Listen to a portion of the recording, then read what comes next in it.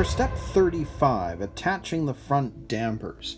Well, we have to grab the dampers we built in the previous steps, and we're going to add the springs and this spacer, X7.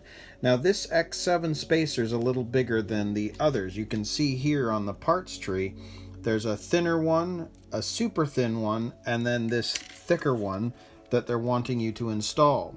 Now what that's going to do is just add different spring tension. So with the bigger one, it'll have a little bit stiffer suspension, but you technically, depending on what you want, you could try putting these ones in, which will make it a little bit softer. Now I'm going to stick with what they're suggesting at first. So we'll use the X7, then we're going to have to compress the spring to pop on X5, and then here is our hardware that we're going to need. Now one of the other interesting things is you don't need to worry about whether you've picked the right springs for the front or the rear, because in this case the vehicle has the same springs front and rear. So I'll set this up and let's get these on. So first off, let's finish building the front damper. So we're going to grab our spring and our spacer. So the spacer is going to go on just like that. Then we're going to slide the spring over top of that, and you're going to pull this back to slide this in. And you can see that the spring itself is going to rest on the outer edge of this piece. So if you slide that over, there's our spring. So now that one's complete.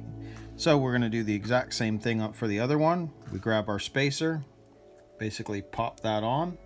It goes to the top, spring goes on next, pull the spring back, and then you're going to slide this on with that the large open hole facing down, because it's got to go over that piece here, and there we go. So there is our other shock, and they feel super nice, like nice soft suspension. That's great. So those two are done. Now we need to now grab our chassis. Now we're going to be working on the front first. So let's stick with this side just because we can see it here. So what we're going to do is we're going to grab a screw. We're going to grab our spacer that they want you to have in there, and it's going to go into and through our damper itself. And you can see that spacer is kind of sitting on the inside of that. And then it's going to go through into here, into that center hole.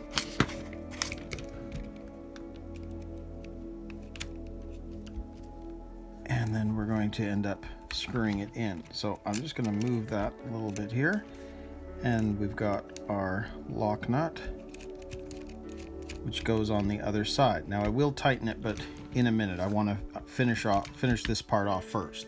So you can see that that is there.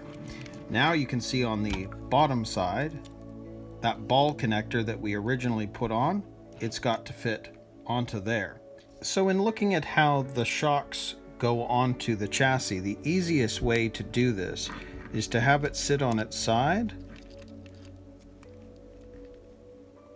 Grab your pliers, grab the ball have one edge of the pliers on the ball, like in between where it goes in, and basically the base of the ball is the best way to describe it, is put it there, and then use the other side to pull it on.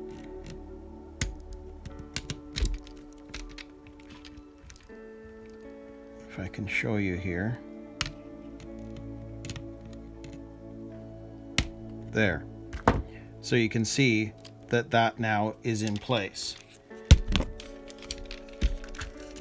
which is great. That's awesome. So we're going to do the same thing with the other side. So first off, let's grab our shock, do the same thing that we did with the other one. We're going to grab our screw, our spacer,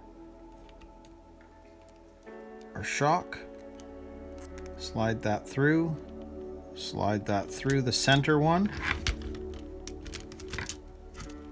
grab our lock nut,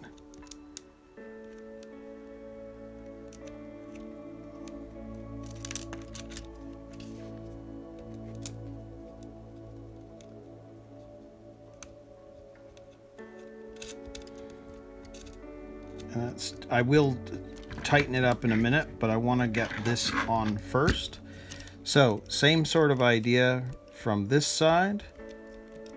Turn that, put that there, and again, you can see this. Twist that base that way, and grab our pliers. One end on the base, one end on the connector, and pull. And there we go. So there is the other one attached.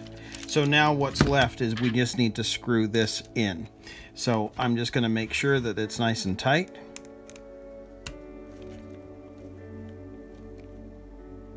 Which it is. And same thing on the other side.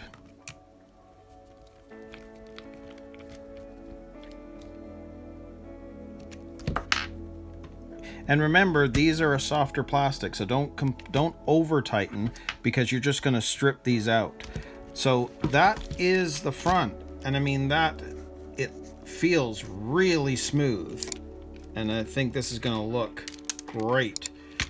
So there we go. There is our front dampers on. So now we're going to move on to step 36 and attach the rear dampers.